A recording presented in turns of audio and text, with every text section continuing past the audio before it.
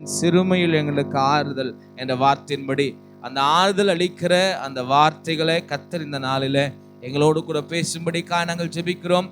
கேட்டு நாங்கள் தேவனுடைய ஆசீர்வாதத்தை பெற தேவ ஆவியானவர் எங்களுக்கு உதவி செய்வீராக. ஆசீர்வாதத்தை நடத்துங்க. இயேசு கிறிஸ்துவின் மூலம் ஜெபிக்கிறேன் ஜீவனுள்ள நல்ல பிதாவே, ஆமென். அல்லேலூயா. மீண்டும் ஒரு விசையா இயேசுவின் நாமத்தில் அன்பின் வாழ்த்துக்களை தெரிவித்துக் கொள்கிறேன். செப்பனியாவின் தீர்க்கதரிசனத்தின் புஸ்தகம் 3ஆம் அதிகாரம் 19 வசனத்தை நம்முடைய தியானத்திற்கு ஆதாரமாக நாம் எடுத்துக்கொள்வோம்.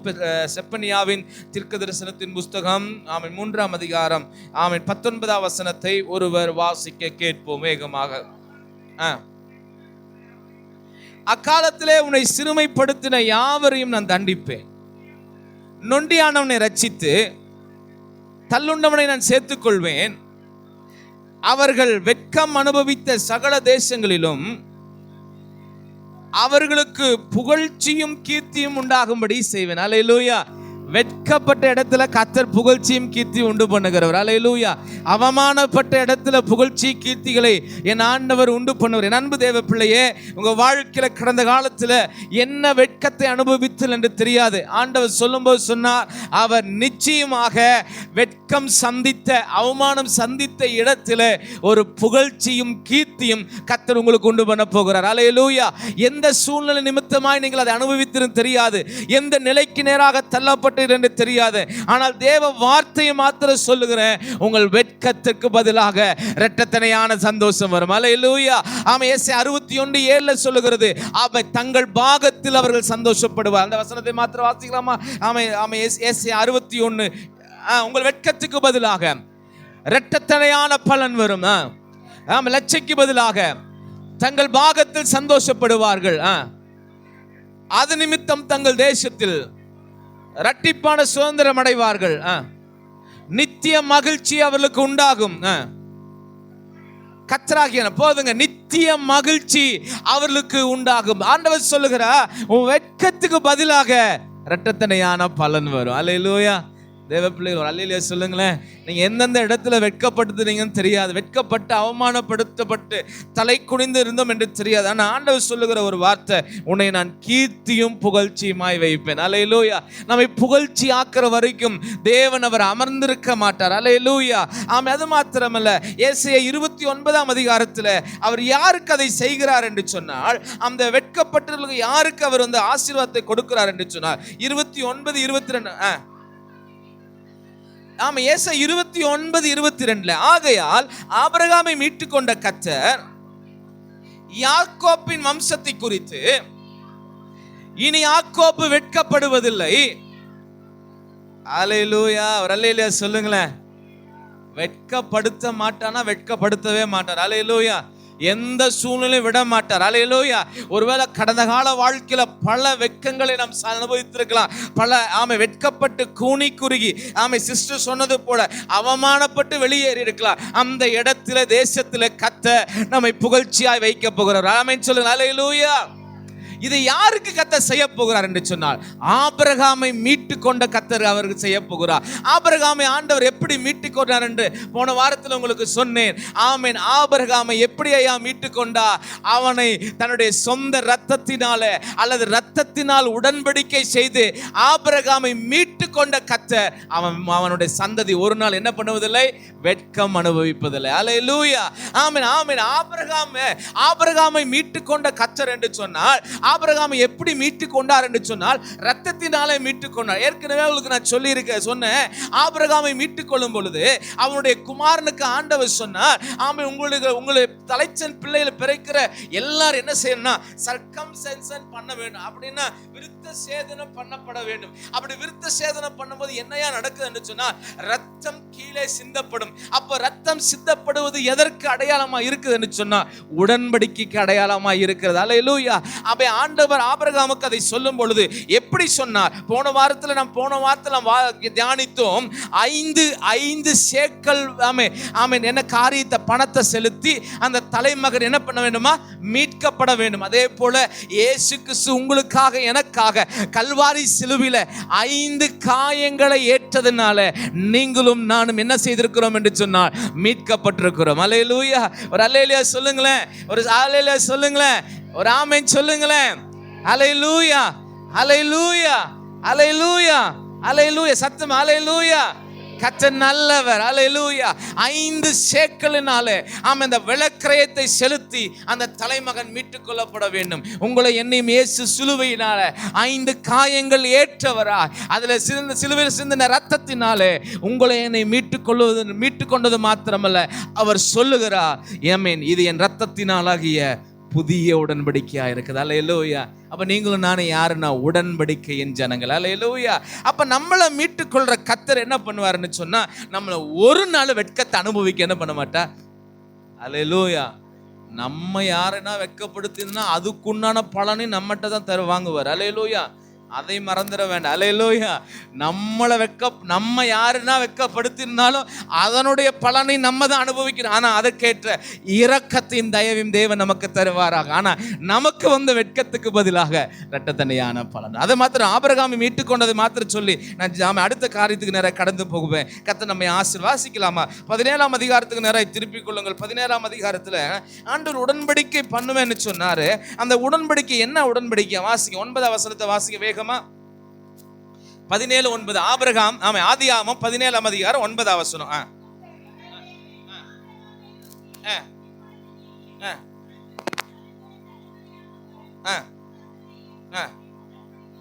என் உடன்படிக்கையை நீங்கள் கை கொள்ளுங்கப்பா, எனக்கும் உங்களுக்கும் உனக்கு பின்வரும் உன் சந்ததிக்கும் நடுவே உண்டாயிருக்கிற நீங்கள் கை கொள்ள வேண்டியதுமான என் உடன்படிக்கை என்னவென்றால், விருத்த சேதனம் பண்ண வேண்டும். 11ஆம் வசனத்தை வாசிருங்கம்மா.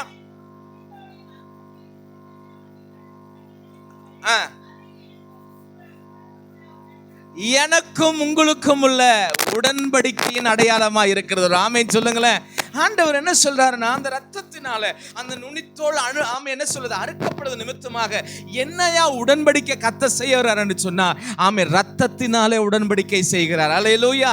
ஆகையினால தான் சொன்னார் ஆண்டவர், நான் ஆபிரகாமை நான் மீட்டு கொண்டேன்பா. எப்படிப்பா ஆபிரகாமை நான் மீட்டு கொண்டேன்னா, ரத்தத்தினாலே மீட்டு கொண்டேன். அல்லேலூயா. ஒரு ஆமென் சொல்லுங்களேன். இன்னைக்கு உங்களை என்னை கர்த்தர் எப்படி அங்க மீட்டு கொண்டிருக்கிறாரு? ரத்தத்தினால. பக்கத்துல பார்த்து சொல்லுங்க, உங்களை ரத்தத்தினால வாங்கி இருக்கிறார். அல்லேலூயா. ரத்தத்தினால, அவருடைய ரத்தத்தை கொடுத்து வாங்கி இருக்கிறார். அல்லேலூயா. ஆமெங்க. வெள்ளாட்டுக்கடா, இளங்கால இவைகளுடைய ரத்தத்தினால அல்ல, அவருடைய ரத்தத்தினால. வாசிக்கலாமா? 1 பேதுருவின் புத்தகம் 1ஆம் அதிகாரம் 18-19 வசனத்தை வேகமா வாசிங்க. நாம் மீட்டு கொண்டதை குறித்து வேதம் அங்க பட்டியலிடுகிறதை நம்மால் வாசிக்க முடியும். வாசிக்க கேட்கலாமா? வாசிங்க. 1 பேதுரு 1ஆம் அதிகாரம் 18-19.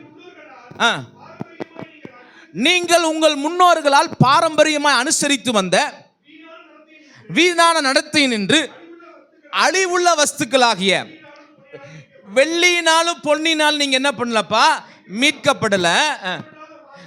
குற்றமில்லாத மாசற்ற ஆட்டுக்குட்டி ஆகிய கிறிஸ்துவின், எல்லாரும் சொல்லுங்க, கிறிஸ்துவின் விலையேறப்பட்ட ரத்தத்தினாலே மீட்கப்பட்டீர்கள் என்று அறிந்திருக்கிறீர்களே. சொல்லுங்க, நான் மீட்கப்பட்டது, சத்தமா, நான் மீட்கப்பட்டது வெள்ளினாலே பொண்ணுனாலே அல்ல, கிறிஸ்துவின் விலையேறப்பட்ட ரத்தத்தினாலே. அல்லேலூயா. கிறிஸ்துவின் விலையேறப்பட்ட ரத்தத்தினாலே. அதனால தான் ஒவ்வொரு வாரம் சொல்றோம், அவர் விலையேறப்பட்ட ரத்தத்தினாலே அவர் எங்களை மீட்டு கொண்டார். எதற்கையா? நான் இப்ப போன வாரத்தில் நான் சொன்ன பந்தி அனுசரிக்க வேண்டும் என்று சொன்னார்.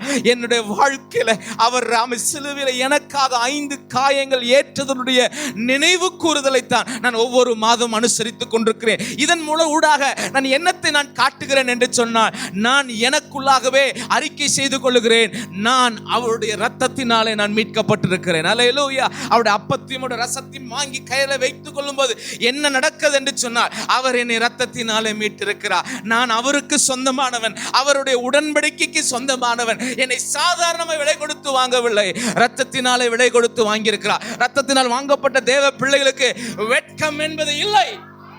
ஆமென். ஒரு ஆமென் சொல்லுங்களேன். ஒரு ஆமென் சொல்லுங்களேன். ஆமென், ஹalleluya. அந்த வெட்கப்பட தேவன் என்ன பண்ண மாட்டார், விட மாட்டார். ஹalleluya. ரிபாலா ஷகதனா ரியாம்தரகலபா ரிமானா ஷஹாத்யந்தலக. அததான் அங்க ஆபிரகாமுக்கு சொல்ற, ஆபிரகாமை மீட்டு கொண்ட நாள், யாக்கோப்பின் வம்சத்தை குறித்து நான் சொல்றேன்ப்பா, அவன் முகமினி வெட்கப்படுவதில்லை. அப்பா சும்மா உங்களை என்னை விலை கொடுத்து வாங்கலங்க, சும்மா உங்களை என்னை அவர் வாங்கலைங்க, ஏதோ ஆமென் ஹalleluya ஹalleluya அக்ரிமெண்ட் போட்டு வாங்கலைங்க, தன்னுடைய சொந்த ரத்தத்தினாலே உங்களை என்னையும் மீட்கப்பட்டிருக்கிறோம் என்பதை நீங்கள் அறிந்திருக்கிறீர்கள். ஹalleluya. அப்ப பாருங்க, ரத்தத்தினாலே மீட்கப்பட வேண்டும். இதுதான் பழைய ஏற்பாட்டினுடைய பிரம. ரத்தத்தினால தான் ஒரு எல்லாமே சரி செய்யப்பட வேண்டும். அங்கே போன வாரத்தில் வாசிச்சோம், மறுபடியும் நான் அதுக்குள்ள போக விரும்பல. ஆனால் இருந்தாலும் செய்தியினுடைய சாராம்சமே அதுவா இருக்கிறங்காட்டி நான் சொல்லுகிறேன். தலைச்சன் பிள்ளைகள்லாம் 5 சேக்கல் வெள்ளியை கொடுத்து என்ன பண்ணுமா, மீட்டு கொள்ள வேண்டும். நம்முடைய இயேசு 5 காயங்களை ஏற்று நம்மை அவர் மீட்டு கொண்டிருக்கிறார். ஹல்லேலூயா. நம்மளை உடன்படிக்கை அக்ரிமெண்ட்டை என்னைக்கு வேணா கேன்சல் பண்ணிடலாங்க, ஆனா உடன்படிக்கையை ஒரு நாளும் கேன்சல் பண்ண முடியாது. ஹல்லேலூயா. ஒரு ஆமென் சொல்லுங்களேன். ஆமென். அந்த நான் போன வாரத்தில் ஒரு 3 போட்டோ சொன்னேன்ப்பா, அது இருந்தா போடுங்க, டவுன்லோட் இருக்குங்க, எடுத்து வச்சிருப்பீங்கப்பா. ஹெத்து குறிச்சு சொன்னேன். அப்போ இந்த நான் ஏற்கனவே போன மாதத்துல அதை தான் பேசி கொண்டிருக்கிறேன். ஆமா, இந்த யாக்கோப்பை மீட்டு கொண்ட கர்த்தர், மறுபடியும் வருவோம், எசேயாவின் புஸ்தகம் 29ஆம் அதிகாரம் 22ஆம் வசனத்தை வாசிங்க. 22ஆம் வசனத்தை மறுபடியுமா?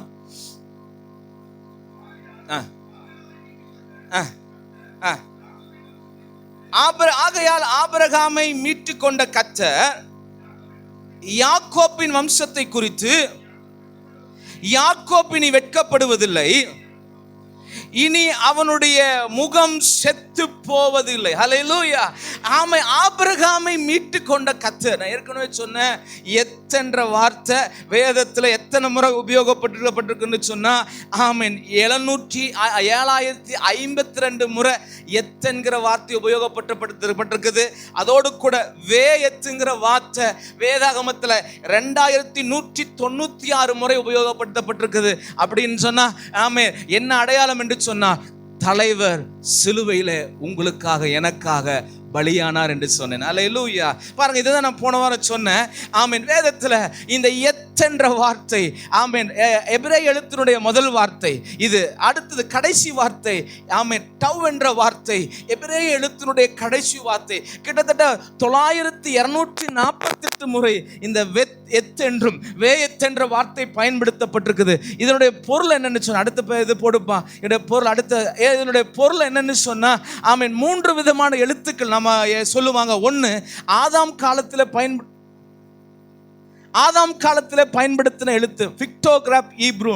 ரெண்டாவது பாலியோ ஈப்ரு, சிறைப்பட்டு போன தேசத்தில் அவர்கள் பயன்படுத்தினதான எபிரேய எழுத்து. இப்பொழுது மாடர்ன் ஹீப்ரு, இப்பொழுது யூஸ் பண்ற இந்த எத்து தான் இப்பொழுது யூஸ் பண்ணி கொண்டிருக்கிறார்கள். அப்பொழுது இதனுடைய பொருள் என்னன்னு சொன்னா, அடுத்த போதில் பார்க்கலாம்ப்பா. இது என்னன்னா, இந்த எத்துகிற வார்த்தை ஒரு மொழிபெயர்க்கப்படாத வார்த்தை. நான் ஏற்கனவே சொன்னேன், கூகுளில் போய் செக் பண்ணி பாருங்க. இந்த எத்துன்ற வார்த்தைக்கு there is no interpretation, அதை மொழிபெயர்க்க முடியவில்லை என்று சொல்லி வேத பண்டிதர்களும் சரி, சரித்திர ஆசிரியர்களும் சரி, மொழிவியல் ஆராய்ச்சியாளர்களும் சரி, அதற்கு எந்த விளக்கம் தெரியல. ஆனா இந்த எத்தன்ற வார்த்தைக்கு என்ன அர்த்தம் என்று சொன்னால், இந்த ஆலஃப் அண்ட் டவுக்கு என்ன அர்த்தம் என்று சொன்னால், ஆலஃப் யாரை குறிக்கிறது என்று சொன்னால், தேவனை குறிக்கிற சொல்லா இருக்கிறது. இந்த டவ் யாரை குறிக்கிறத சொல்ல என்று சொன்னால், அன்னைக்கு டவ்ங்கிற வார்த்தை எப்படி யூஸ் பண்ணுவாங்கன்னு சொன்னா, அடையாள குறியா யூஸ் பண்ணுவாங்க. எப்படின்னா, சிலுவை சின்னமா யூஸ் பண்ணுவாங்க. இது 2 சேர்த்த என்ன பொருள் நமக்கு தெரியுது என்று சொன்னா, நம்முடைய தலைவர் சிலுவையில். ஒரு ஆமேன் சொல்லுங்களேன், ஒரு ஆமேன் சொல்லுங்களேன். இந்த எத்துங்கிற வார்த்தை, ஆமேன், எங்க வேதத்துல நடுவுல வரலைங்க, ஆதியாகமம் 1ஆம் அதிகாரம் 1ஆம் வசனத்திலே வந்துருச்சு. ஒரு ஆமேன் சொல்லுங்களேன்.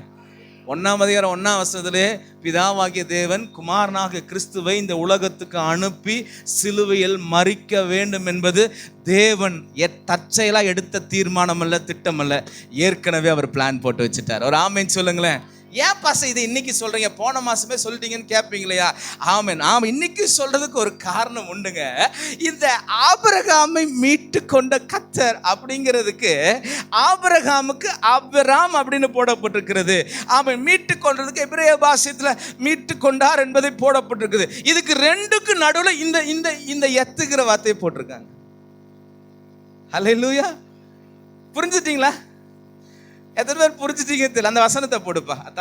இதில் போடு, வசனம் போடுங்க. இப்போ வசனம் போடுங்க. வசனம். ஆமென். சீக்கிரம் 29 22 வேகமா சீக்கிரமா. 29 22 ஏசாயா 29 22 போட்டீங்களா? வாசிங்க சிஸ்டர் வாசிங்க. ஆபிரகாமை மீட்டுக்கொண்ட கர்த்தர் யாக்கோபின் வம்சத்தை குறித்து, இனி யாக்கோப்பு வெட்கப்படுவதில்லை, இனி அவனுடைய முகம் செத்து போவதில்லை, அவன் என் கரங்களின் செயலாகிய தன் பிள்ளைகளை தன் நடுவில் காணும் போது என்னுடைய நாமத்தை பரிசுத்தப்படுத்துவார்கள். இஸ்ரவேலின் தேவனுக்கு என்ன பண்ணுவாங்கன்னா, கடைசி வார்த்தை பயப்படுவார்கள். அல்லேலூயா. 22 வசனம். எனக்கு அதான் வேணும். 22 வசனம். ஆமே. இந்த ஆபிரகாமை மீட்டு கொண்ட கர்த்தர் இந்த ஆபிரகாமுக்கும் ரெடீம்க்கும் மீட்டு கொண்டதுக்கு நடுவுல எபிரேயத்துல இந்த எத்துங்கிற வார்த்தை பயன்படுத்தி இருக்கிறாங்க. ஒரு ஆமீன் சொல்லுங்களேன். நீங்க வேணா நான் உங்களுக்கு வாட்ஸ்அப்ல அதை போட்டோ எடுத்து அனுப்பிச்சு கொடுக்குறேன். ரெடீம் என்ற வார்த்தை படா என்ற எபிரேய வார்த்தை யூஸ் பண்ணியிருக்கிறாங்க. ஆபிரகாமுக்கு ஆபிரகாம் அப்படின்னு சொல்லி யூஸ் பண்ணியிருக்காங்க. இந்த ரெண்டுக்கும் நடுவுல இந்த எத்துங்கிற வார்த்தை வந்திருக்குது. அல்லேலூயா. என்ன சொல்ல வரேன்னு சொன்னால், மீட்கப்படணும்னா ஒரு மனுஷன் எங்கதான் வரணும்னா, சிலுவையின் இடத்துக்கு தான் வரணும். அல்லேலூயா. மீட்கப்படணும்னா ஒரு மனுஷனுக்கு எங்க ரட்சிப்புனா, சிலுவையில் மரித்த கிறிஸ்துவினால தான் ரட்சிப்பு. ஒரு ஆமென் சொல்லுங்களேன். இப்பதான் ஆண்டவர் சொல்றாரு, அந்த யாக்கோப்புக்கு, அந்த ஆபிரகாமுக்கு நான் என்ன சொல்றேன்னா, அவன் முகம் வெட்கப்படுவதில்லை. இன்னைக்கு நீங்க மீட்கப்பட்டிருக்கிறீங்களாம்மா சகோதரன்? நீங்க எத்தனை பேர் மீட்கப்பட்டீங்க? எத்தனை பேர் ரத்தத்தினால கழுவப்பட்டிருக்கிறீங்க? உங்கள் பாவங்கள் கழுவப்பட்டிருக்குது என்று சொல்லி எத்தனை பேர் விசுவாசிகள் என்று தெரியாது. காண்மை ஆண்டவர் சொல்லுகிறா, உன்னுடைய முகம் இனி செத்து போவதில்லை. அல்லேலூயா. ரெண்டு மனிதர்களை உங்களுக்கு முன்பாக வேகமாக நிறுத்தி நான் கடந்து போக விரும்புகிறேன். தேவனாய கர்த்தர் உங்களோடு பேசுவாராக. அடிக்கடி நாம் தெரிந்த ஒரு கதாபாத்திரம் தான். ஆமென். ஆதியாகமத்தின் புஸ்தகத்துக்கு நேராக நம்முடைய கவனத்தை திருப்புவோம். ஆதியாகமத்தின் புஸ்தகத்துக்கு நேராக நம்முடைய கவனத்தை திருப்புவோம். வேகமா ரிபாலா ஷதனரகதரலபா 39ஆம் அதிகாரத்துக்கு நேராக நாம் திருப்புவோம். வேகமா. ஹல்லேலூயா. 39ஆம் அதிகாரத்துக்கு நேராக திருப்புவோம். யோசேப்பு அனுபவித்த அந்த வெட்கம் என்ன என்பதை நாம் அனைவருக்கும் தெரிந்த ஒரு சம்பவம் தான். இருந்தாலும் இன்றைக்கு வசனத்திற்கு ஆதாரமாக இவைகளை நாம் தியானித்து நாம் கடந்து செல்ல போகிறோம். தேவன் நம்மோடு கூட பேசும். 39ஆம் அதிகாரம். ஆமென். 11ஆம் வசனத்தையும் 12ஆம் வசனத்தையும். இப்படி இருக்கும்போது ஒரு நாள் அவன் தன் வேலையை செய்கிறதற்கு வீட்டுக்குள் போனான். வீட்டு மனிதரில் ஒருவரும் வீட்டில் இல்லை. பற்றி பிடித்து கொண்டு என்னுடைய சயனி என்றான். தன் வஸ்திரத்தை விட்டு வெளியே ஓடி போனான்.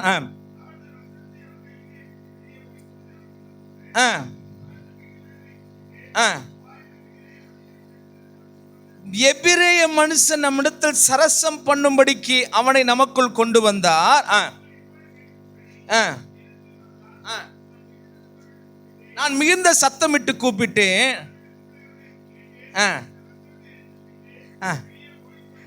செய்யாத காரியத்தை செய்ததுனால ஒரு வெட்கத்தை யார் அனுபவித்தார் என்று சொன்னா, யோசேப்பு அனுபவிக்கிறார். செய்யாத ஒரு காரியத்தை செய்தேன் என்பதற்காக யோசேப்பு ஒரு வெட்கத்தை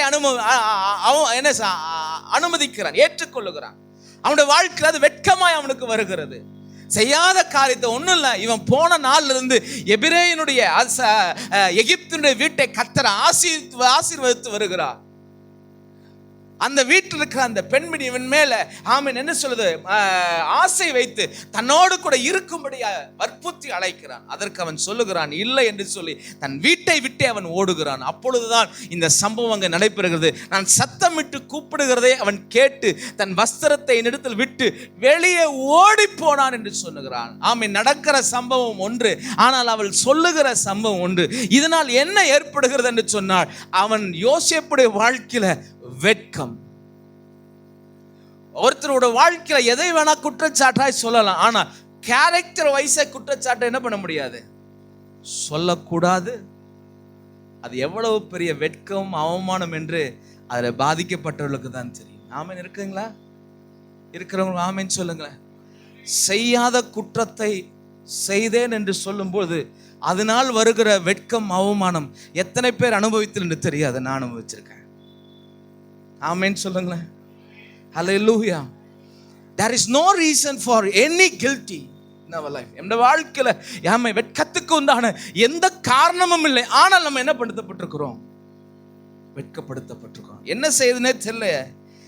இந்த சம்பவத்தை அப்படியே வாசிச்சு பாருங்க.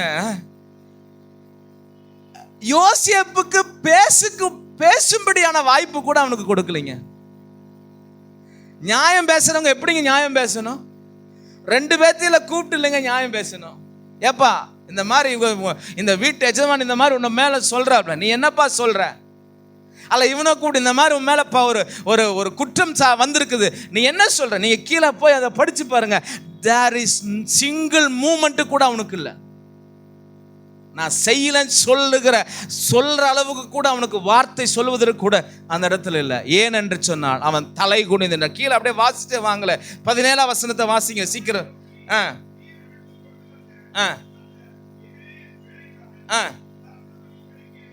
16ஆம் வசனத்தை பாருங்க. அவனுடைய எஜமான் வீட்டுக்கு வரும் அளவும் அவனுடைய வஸ்திரத்தை தன்னிடத்தில் என்ன பண்ணினா. அல்லேலூயா. ஒரு பக்கம் பரிசுத்தத்தை குறித்து யோசேப்பை குறித்து பேசினாலும், ஆனால் அந்த பரிசுத்தமாய் இருந்ததனுடைய விளைவு அவனுடைய வாழ்க்கையில் என்ன என்று சொன்னால் வெட்கத்தை அவன் அனுபவிக்கிறான், சம்பாதிக்கிறான். அந்த வீட்டு எஜமான் வரும் அளவும் அவனுடைய வஸ்திரத்தை தன்னிடத்திலே வைத்திருந்து சொல்றான். இந்த மாதிரி எல்லாம் சொல்றான் அப்படிங்கிற 18ஆம் வசனத்தை வாசிங்கப்பா. ஜோடித்து சொல்லுகிறான். ஜோடித்து தன்னுடைய காரியத்தை செய்யாத காரியத்தை புகார் அளிக்கிறார் வீட்டு எஜமான இடத்துல. 19ஆம் வசனம் சொல்லுகிறது, உம்முடைய வேலைக்காரன் எனக்கு இப்படி செய்தான் என்று தன் மனைவி தன்னோட வார்த்தைகளை அவனுடைய எஜமான் கேட்ட பொழுது அவனுக்கு கோபம் உண்டது. யோசேப்பின் எஜமானன் அவனை பிடித்து ராஜாவின் கட்டளையால் காவலில் வைக்கப்பட்டவர்கள் இருக்கும் சிறைச்சாலையிலே அவனை ஒப்புவித்தார். Immediately action. எந்த ஒரு நாம என்ன சொல்லுது, அவனுடைய தரப்பிலிருந்து நியாயத்தையும் கேட்கவில்லை. ஏனென்று சொன்னால் அந்த அளவுக்கு இவன் பொசிஷன்ல அதிகாரம் உள்ளவனா இருந்தான். இவன் என்ன சொன்னாலும் பார்வோன் கேட்கிறவனாக இருந்தான். ஆகையினால இவன் மேல ஏம கேட்டையா செஞ்சைய எதுவுமே செய்யல, டைரக்டா ரிமாண்ட் பண்ணி செய்யல போட்டான். There is a procedure in every guilty. எந்த தவறுக்கும் எந்த ஒரு குற்றம் சாட்டப்பட்டவர்களுக்கும் ஆமென் காவல்துறையில் இருக்கிற நம்ம கேட்டுப்பான்னு சொன்னா there is a procedure. ஆனா யோசேப்புக்கு அந்த வாய்ப்பு கூட கிடைக்கலைங்க. நேர சிறைச்சாலைக்கு போயிட்டான். தினமா ஷகாபியாந்துன மராதி ஆஷகலப. தேவ பிள்ளையே, வாழ்க்கையில செய்யாத குற்றத்திற்காக நீ சில தண்டனைகளையும் வேதனைகளையும் அனுபவித்து அதனால நீ வெட்கப்படுத்தப்பட்டிருப்பா என்று சொன்ன கர்த்தர் உன்னை பார்த்து தான் சொல்றாரு, நீ வெட்கம் அனுபவித்த தேசத்துல உன்னை நான் கீர்த்தியும் புகழ்ச்சியுமாய் வைக்க போகிறேன். ஒரு அல்லேலூயா சொல்லுங்களேன், ஒரு ஆமென் சொல்லுங்களேன். அல்லேலூயா. அடுத்து என்ன நடக்கிறது? வேகமா சீக்கிரம் வாசிக்கலாமா? 21ஆம் வசனத்தை வாசிக்கலாம்.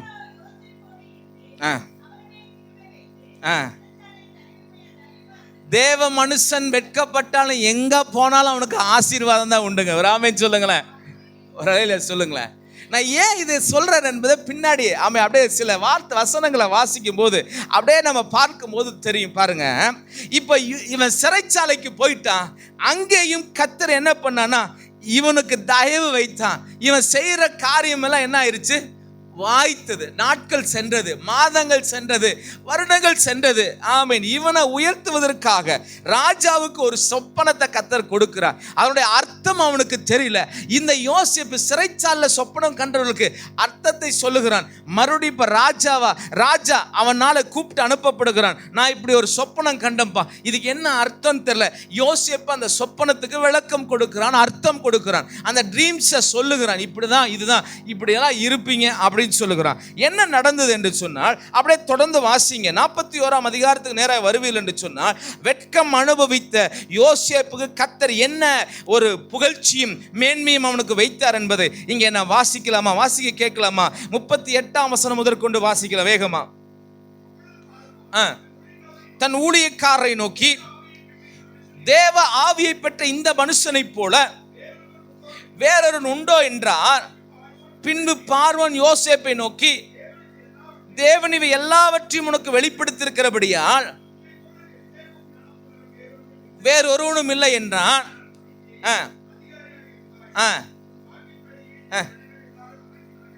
ஒரு ஆமென் சொல்லுங்களேன். இப்போ ஒரு ஆர்டர் வருது, யோசேப்புக்கு ஒரு உயர்வு வருது, ஒரு கனம் வருது, ஒரு புகழ்ச்சி வருது. எல்லாரும் சேர்ந்து இந்த வார்த்தை என்னோடு கூட படிங்க. நீ என் அரண்மனைக்கு அதிகாரியா இருப்பாய், உன் வாக்கின்படி என் ஜனங்கள் எல்லாரும் அடங்கி நடக்க கடவர்கள், சிங்காசனத்தில் மாத்திரம்தான் உன்னிலும் நான் பெரியவனா இருப்பேன், மற்றது எல்லாமே யார் தான்ப்பா? இப்ப போத்திபாருடைய மனைவி என்ன நினைச்சிருப்பா? கொஞ்சம் அதெல்லாம் வேதத்தில் எழுதலை. இதெல்லாம் நம்ம தான் யோசிச்சு கொள்ளணும். பரிசுத்தவன் அந்த சாப்டர்ல நம்ம என்ன பண்ணிட்டாரு, விட்டுட்டாரு. மெயினான ஈவெண்ட் மாத்திரம் கொடுத்துட்டாங்க. இதை நம்ம தான் யோசிக்கணும். குற்றஞ்சாட்டி செய்யாத குற்றத்தை செய்தேன் என்று சொல்லி அதுக்கு என்ன சொல்றது ப்ரூஃபை ரெடி பண்ணி யோசேப்புடைய அந்த துணியை அவங்க கணவன் வருகிற வரைக்கும் தன்னடத்துல பத்திரமா வச்சு, பாருங்க அவன் இப்படி விட்டுட்டு ஓடி போனான் என்பதை, செய்யாத குற்றத்தை செய்தேன் என்று சொல்லி அதற்கு முகாந்திரம் தேடி அதற்கு ப்ரூஃபை ரெடி பண்ணி அதற்கு உண்டான எல்லாத்தையும் பண்ணனுடைய ஆமென் நிலைமை இப்ப என்னவா இருக்கும்? இருக்கிறவங்களும் ஆமென் சொல்லுங்களேன். இருக்கிறீங்களா? ஒரு ஆமென் சொல்லுங்களேன். அரண்மனைக்கு உன் வீட்டில் தான் அவனை நீ வச்சிருந்த. இப்ப கர்த்தர் அவனை எங்க நீ வெட்கப்படுத்தி அவனை சிறையில் அனுப்பிச்ச, அவனை அவமானப்படுத்தி சிறைச்சாலைக்கு அனுப்பிச்ச, அவனுடைய வாதத்தை பிரதிவாதத்தை கூட நீங்க கேட்காம அவனை சிறையில் அனுபவிச்சு அவனை வெட்கத்தையும் அவமானத்தையும் சந்திக்க வைத்தா. இப்போ உயர்வு அவனுக்கு தானாய் தேடி வருகிறது. ஏனென்றால் யோசேப்பு, ஆபிரகாம், யாக்கோப்பு, ஈசாக்கு, யாக்கோப்பினுடைய சந்ததியில வந்த யோசேப்பை கர்த்தர் சும்மா விடுவாரா? அவனையும் தன்னுடைய ரத்தத்தினாலே அவர் மீட்டுக் கொண்டிருக்கிறார். அல்லேலூயா. ஆமென், ஆமென், ஆமென். சகரியாவின் தீர்க்கதரிசனத்தின் புத்தகம் 9ஆம் அதிகாரம் 11ஆம் வசனம் சொல்லுகிறது. என்ன வார்த்தை என்று அழகாய் சொல்லுகிறது. வாசிங்க வேகமா. 11ஆம் அதிகாரம் 9ஆம் அதிகாரம் 11ஆம் வசனத்தை வேகமா வாசிங்க. எல்லாருக்கும் தெரிந்ததான ஒரு வசனம். சீக்கிரம். உனக்கு நான் செய்வது என்னவென்றால், தண்ணீர் இல்லாத குழியில் அடைப்பட்டிருக்கிற உன்னுடையவர்களை நான் என்னுடைய உடன்படிக்கையின் ரத்தத்தினாலே விடுதலை பண்ணுவேன். ஒரு ஆமீன் சொல்லுங்களேன். அல்லேலூயா. சொல்லட்டுங்களா? யோசேப்பு தேவனால் மீட்கப்பட்டவன். ஒரு ஆமீன் சொல்லுங்களேன். யோசேப்பு யாருக்கு முன்னோடியா இருக்கிறான் என்று சொன்னா, இயேசு கிறிஸ்துவுக்கு முன்னோடியா இருக்கிறான். அல்லேலூயா. இந்த யோசேப்பு யாரால் மீட்கப்பட்டவன் என்றால் வேதம் சொல்லுகிறது, நான் உனக்கு செய்வது என்னவென்றால் தண்ணீர் இல்லாத குழியில் அடைக்கப்பட்டிருக்கிற உன்னுடையவர்களை நான் என் உடன்படிக்கையின் ரத்தத்தினாலே. ஆபிரகாமோட உடன்படிக்கையின் ரத்தம் இங்கே வந்துச்சு பாருங்க, மறுபடியும் ரிஃப்ளெக்ட் ஆகுது பாருங்க. எங்கன்னு ஆபிரகாமோடு கூட நான் உடன்படிக்கை பண்ண சும்மா பண்ண மாட்டேன்ப்பா, என் ரத்தத்தினால தான் நான் உடன்படிக்கை பண்ணுவேன். ஆனால் இன்றைக்கு நான் என் ரத்தத்தை உங்களுக்காக நான் சிந்துகிறேன் என்று சொல்லி ஆண்டவர் உங்களை என்னை மீட்டு கொண்டா. யோசேப்பையும் இந்த உடன்படிக்கையின் ரத்தத்திற்குள்ளாக அல்லது இந்த மீட்கப்படுகிற ஆசீர்வாதத்துக்குள்ளாக யார் வருகிறா தெரியுங்களா? யார் வராங்க? யோசேப்பு வருகிறான். ஆமென், ஹல்லேலூயா. என்னைக்கு அண்ணன்மார் அவனை பிடிச்சு அவனை குழியில போட்டாங்களோ அப்பவே அவனை விடுதலை பண்ணணும்னு பரலோகம் அவனுக்காக காத்திருந்தது. ஹல்லேலூயா. 11 பேர் அவனை குழியில போட்டு இவன் இதோட முடிஞ்சது, இனி இவனோட கனவு முடிஞ்சது, இவனோட தரிசனம் முடிஞ்சது, இவனுடைய கொண்டாட எல்லாமே முடிந்து போயிடுச்சு, இனி ஒன்றுமே இல்லைங்கும் போதுதான் கர்த்தர் வந்தார். சும்மா விட்டார. வாக்குத்தத்தத்தின் தேவன், உடன்படிக்கையின் தேவன், தண்ணீர் இல்லாத குழியில் அடைப்பட்டவர்களை நான் என்ன செய்வேன் என்று சொன்னால் உடன்படிக்கையின் ரத்தத்தை கொண்டு மீட்டுக் கொள்வேன். அல்லேலூயா. சும்மா வந்து அவனுடைய மக்களவே கொண்டு வந்து மீட்டிருந்தான் இவன் எங்க போயிருக்க மாட்டான் என்று சொன்னார், எகிப்துக்கு போயிருக்க மாட்டான். ஆகையால் கர்த்தர் அந்த வழியாக இஸ்மவேலரை கொண்டு வந்து அவர்கள் அவனை எடுத்து நேரம் எங்கே போகிறார்கள் என்று சொன்னார், அவன் எகிப்துக்கு கொண்டு போகிறார். ஏன் என்று சொன்னார், யோசேப்பு தேவனால் மீட்கப்பட்டவன். ஆமென். ஒரு ஆமென் சொல்லுங்களேன். ரத்தத்தினால மீட்கப்பட்டவன். அல்லேலூயா. தேவ பிள்ளையே, யாரை வேணா விட்டுருவாரு. அல்லேலூயா. சொல்லுவாங்க இல்லையா, தான் ஆணாட்டி தான் சதை. நமக்கு ஒரு பிரச்சனைனா அவர் தானா துடிப்பார். ஒரு ஆமென் சொல்லுங்களேன். அல்லேலூயா. ஏனென்று சொன்னால் ஆபேலின் ரத்தம் பரிந்து பேசுவதை பார்க்கிலும் நன்மையாக இயேசு கிறிஸ்துவின் ரத்தம் உங்களுக்காக எனக்காக பிதாவின் ரத்தத்தில் பரிந்து பேசிக்கொண்டே இருக்கும். என்ன சொல்லுமா, இவன் என்னுடையவன், இவள் என்னுடையவள். கரங்களை தட்டி அப்பாவுக்கு ஒரு மகிமை செலுத்துங்க. எனக்கு வேண்டாங்க, நான் ஒரு மண்ணுங்க. என்னுடையவன், இவள் என்னுடையவன், இவன் என்னுடையவன், இவள் என்னுடையவள். அவள் ஒரு நாளும் வெட்கத்தை அனுமதிக்க கூடாது ஆண்டவரே. ஏனென்றால் நீர் அவனுக்காக என்னை இந்த உலகத்திற்கு அனுப்பி தந்து என்னுடைய ரத்தத்தை அவனுக்காக சிந்தி நான் விலை கொடுத்து வாங்கி இருக்கிறேன். அவங்களுடைய வாழ்க்கை இருக்கிற வெட்கம் மாறட்டும். பிதாவினிடத்தில் பரிந்து பேசிக்கொண்டே இருக்கு. அந்த சீனை கொஞ்சம் கற்பனை பண்ணி பாருங்க. மறுபடியும் ஆதியாகமம் 42ஆம் அதிகாரத்துக்கு நேராக வருவோமே. அவன் இப்ப சொல்றது யாருன்னா, போர்த்திபார் சொல்லல. இவன் வெட்கம் அனுபவித்தது எங்க? போர்த்திபாரின் அரண்மனையில. ஆனா இந்த வார்த்தையை பெற்றது எங்க? பார்வோனின் அரண்மனையில். ஹல்லேலூயா, ஹல்லேலூயா. நான் சொல்றீங்களா?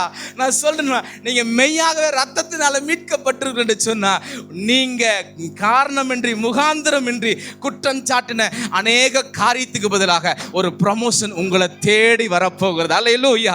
ஒரு ஆசீர்வாதம் உங்களை தேடி வரப்போகுது. மனுஷன் உங்களை கீழே தள்ள வேண்டும் என்று சொல்லி பல விதத்தில் முயற்சி எடுத்தான், பிரயாசப்பட்டார். ஆண்டவர் இன்னைக்கு வரைக்கும் ஏன் தெரியுங்களா விட்டு கொடுக்கல? இன்னைக்கு வரைக்கும் ஏங்க தெரியுங்களா உயிர் வாழ்றோம்?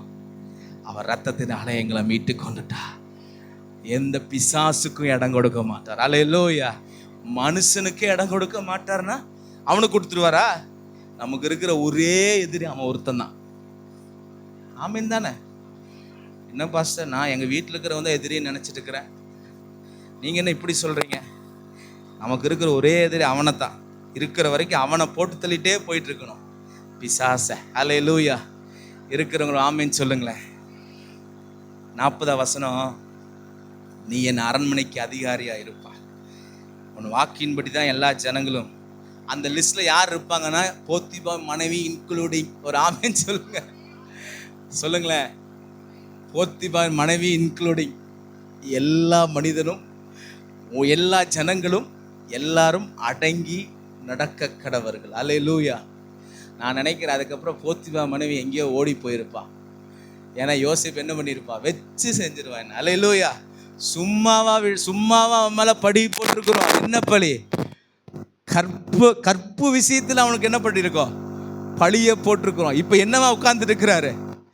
இந்த வார்த்தைகளை சொல்றது யாரு? பார்வோன், எகிப்தின் ராஜா சொல்றாரு, எப்பா நான் தான்ப்பா சிங்காசனத்துல மாத்திரம்தான் உனக்கு மேலா இருப்பேன், ஆனா எல்லா கண்ட்ரோல் யாரு தான்? அன்னைக்கே அவளுக்கு கொலை நடுங்கி இருக்கும். ஹல்லேலூயா. என்ன பிரதர்? ஹல்லேலூயா. அன்னைக்கு அவ துண்டக்கான துணிகள் ஓடி இருப்பான். இவனை ஓட விட்டவ, பா சாமி இதோட போதும், அம்மா அவங்க வீட்டுக்கார வேலையை ரிசைன் பண்ணுங்க, உடனே இந்த ஊர்ல இருந்தா நம்ம மான மரியாதை எல்லாம் என்ன ஆயிரும்? கெட்டு சந்தி சிரிச்சிரும். யார் வந்துட்டா? சில ஆண்டுகளுக்கு முன்பாக எந்த யோசேப்பின் துணியை கையில பிடிச்சு இவன் தான் என்று சொன்னேனோ அவன் தான் வந்திருக்கு. அந்த ஸ்ரீனுக்கு உங்களால் கற்பனை பண்ண முடியுதான்னு தெரியல. சீக்கிரம் கீழே வாசிங்க, 41ஆம் வசனத்தை வாசிங்க. யோசேப்பை நோக்கி, உன்னை அதிகாரி ஆக்கினேன். அல்லேலூயா. ஏப்பா, என் அரண்மனைக்கு மாத்திரம் இல்லப்பா, என் அரண்மனைக்கு மாத்திரம், எகிப்து தேசம் முழுமைக்கு உன்னை அதிகாரி ஆக்கினேன் என்று சொல்லி கர்டன் பின்னாடி நின்று ஒளிஞ்சே பார்த்திருப்பா என்னெல்லாம் இந்த யோசேப்புக்கு வருதுன்னு. ஆமேன். அல்லேலூயா. வார்த்தையோட சொல்லி நிறுத்தியிருந்தாவது தப்பிச்சிருக்கலாம். தன்னுடைய மோதிரத்தை எல்லாம் கழட்டி கொடுக்கிறார் ராஜா. நீ என்ன வேணா சட்டம் போடுப்பா, நீ என்ன சொன்னாலும் அத்தனை பேர் அடங்கி போனுங்கிறதுக்கு நான் என் மோதிரத்தவே உனக்கு என்ன பண்றேன். இருக்கிறவங்க ஆமேன்னு சொல்லுங்க. நீ வெட்கப்பட்ட இடத்துல கர்த்தர் உன்னை கீர்த்தியும் புகழ்ச்சியுமாய் வைப்பார். அல்லேலூயா. யோசேப்பை அதை யோசேப்பின் கையிலே போட்டு மெல்லிய வஸ்திரங்களை அவனுக்கு கொடுத்தி பொன் சரப்பணியை அவன் கழுத்திலே தரித்து தன்னுடைய 2ஆம் ரதத்தில் அவனை ஏற்றி தெண்டனிட்டு பணியுங்கள் என்று அவனுக்கு முன்பாக கூறிவித்து எகிப்துக்கு முழுமைக்கும் அவனை அதிகாரியாக்கினான். எல்லாம் 44 வசனம் எல்லாம் சேர்ந்து படிக்கலாமா? பின்னும் பார்வோன் யோசேப்பை நோக்கி, நான் பார்வோன், எல்லாம் சொல்லுங்க, ஐ ஆம் ஃபாரோ, ஆனாலும் எகிப்து தேசத்தில் உள்ளவர்களில் ஒருவனும் உன் உத்தரவில்லாமல் தன் கையையாவது தன் காலையாவது. ஆமே, கரகளை தட்டி அப்பாவுக்கு ஒரு நன்றி சொல்லுங்களேன்.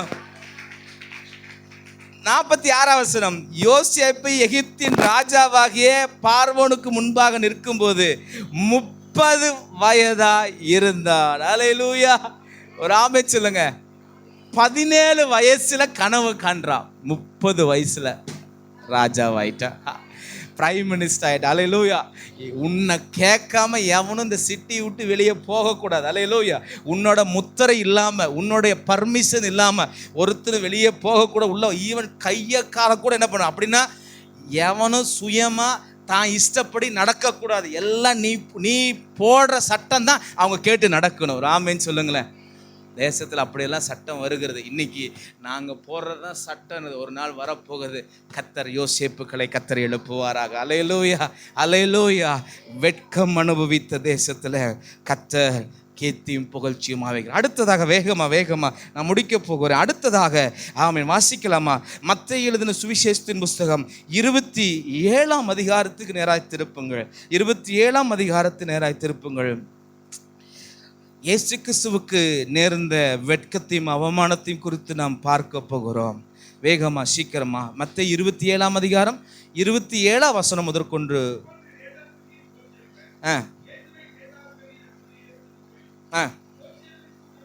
24ஆம் வசனம் சொல்லுகிறது, கலகம் அதிகமாகிறதே இல்லாமல் தன் பிரயாத்தினால் பிரயோஜனம் இல்லை என்று பிலாத்து கண்டு தண்ணீரை அள்ளி ஜனங்களுக்கு முன்பாக கழுவி, இந்த நீதிமானுடைய இரத்த பலிக்கு நான் குற்றமற்றவன், நீங்களே பார்த்துக்கொள்ளுங்கள்.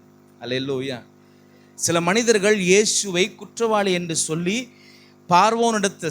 தேசாதிபதியிடத்தில் கொண்டு வந்திருக்கிறார்கள். பிரச்சனை அதிகமாகிறது. இயேசுவுக்கு எதிராக செய்யப்பட்ட பிராதுகள், குற்றச்சாட்டுகள் பெரிதாக இருக்கிறது. ப்ரூஃப் ஸ்ட்ராங்காக இருக்கிறது.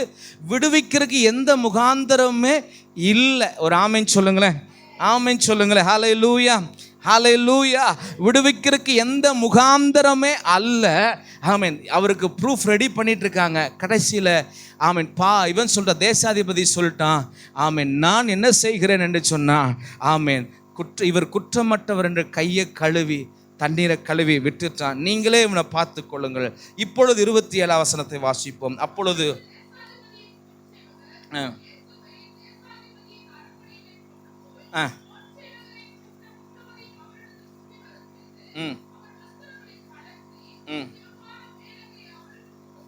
அவருடைய வஸ்திரத்தை கலற்றி சிவப்பான மேலங்கி அவருக்கு உடுத்தி முள்ளுகளுள்ள ஒரு முடியை பின்னி வைத்து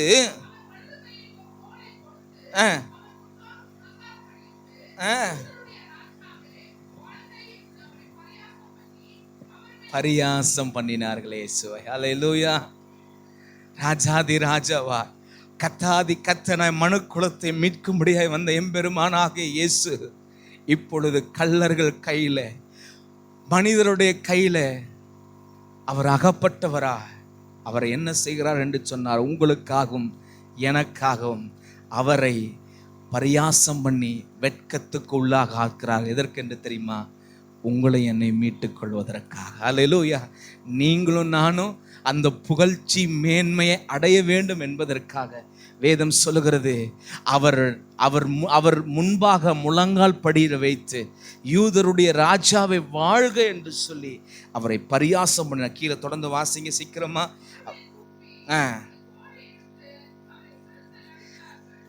யோசேப்பை எப்படி நாம் கற்பனை செய்து பார்த்தோம், அதே போல இயேசுவையும் இப்பொழுது கற்பனை செய்து பாருங்கள். அந்த சராசரங்களை படைத்தவர், வார்த்தையானவர், யூதருடைய ராஜா, யூத ராஜ சிங்கமாகவர் இப்பொழுது மனிதனுடைய கையில் அகப்பட்டு வேதம் சொல்லுகிறது அவர் மேல துப்புறாங்கப்பா.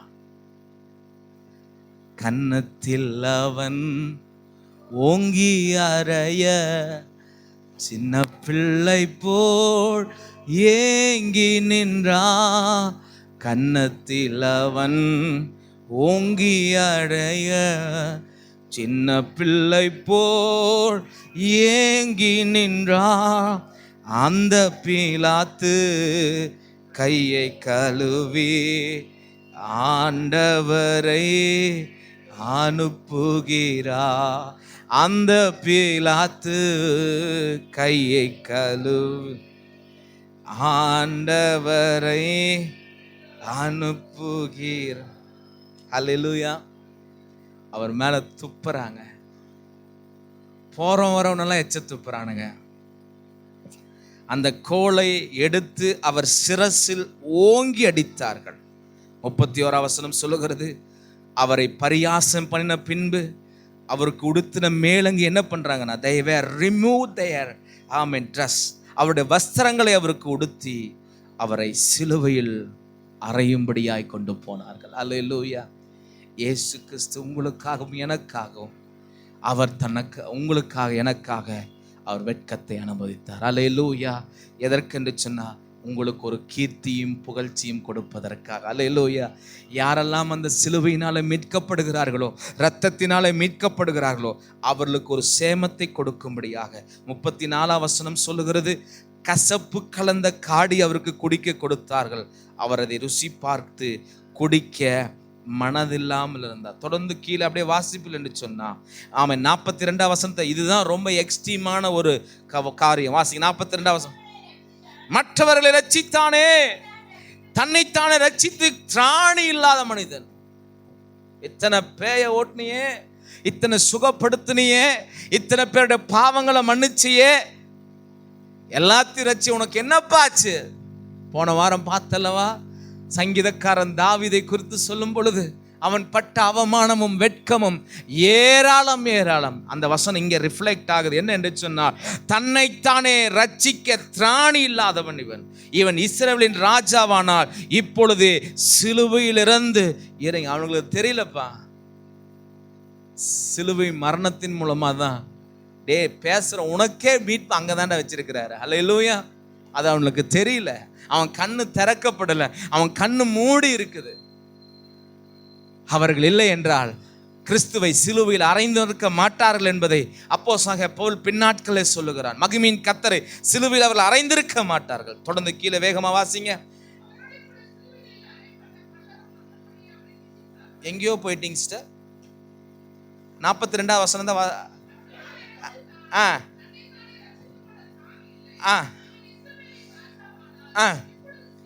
இறங்கி வரட்டும், விசுவாசிப்போம்.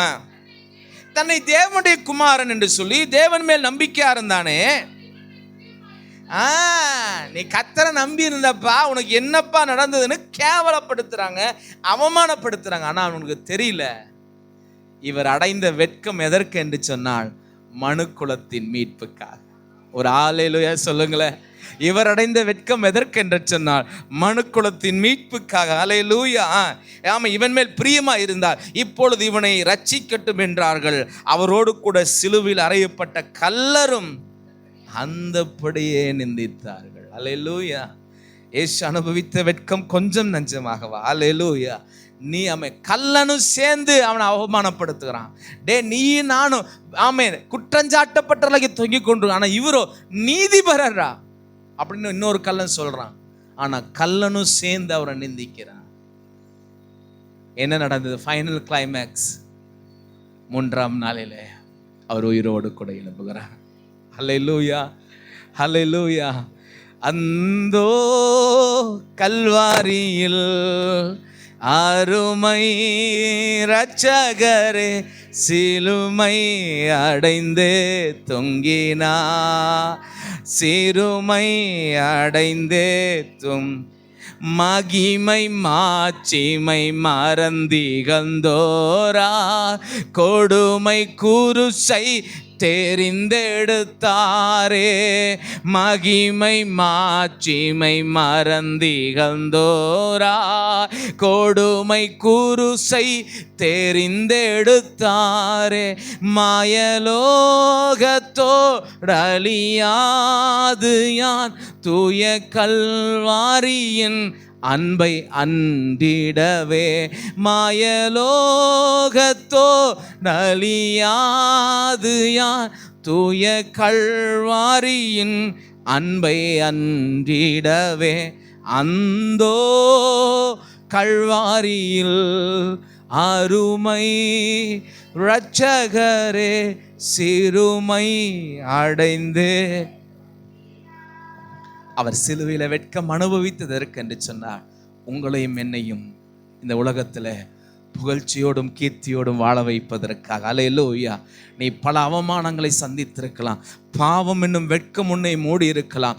அவமானம் என்னும் வெட்கம் உன்னை மூடி இருக்கலாம். பரியாசம் என்னும் வெட்கம் உன்னை மூடி இருக்கலாம். இதை எல்லாவற்றையும் ஜெயித்து மரித்து அடக்கம் பண்ணப்பட்டு 3ஆம் நாள் உயிரோடு எழுந்த இயேசு அப்புறம் பிற்பாடு அவர் சொல்லுகிறார், ஆமை பூமி எல்லாம் எங்களும் உள்ளவர்களே, நீங்கள் எல்லாரும் என்னை நோக்கி பாருங்கள், அப்பொழுது நீங்கள் ரட்சிக்கப்படுவீர்கள். அல்லேலூயா.